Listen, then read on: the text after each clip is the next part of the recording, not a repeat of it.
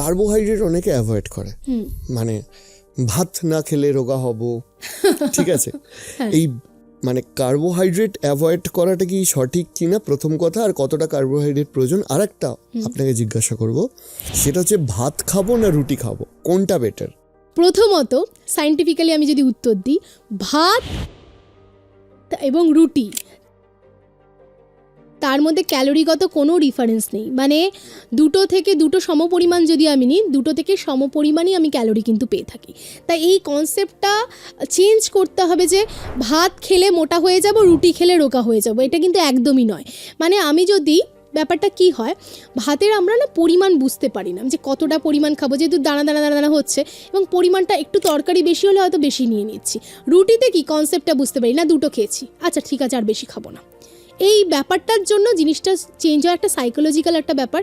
কিন্তু যদি আমি ক্যালোরি হিসেব করি তার মধ্যে কোনো ডিফারেন্স নেই। তাই ভাত খেয়েও রোগা হওয়া যায়, আবার রুটি খেয়েও মোটা হওয়া যায়।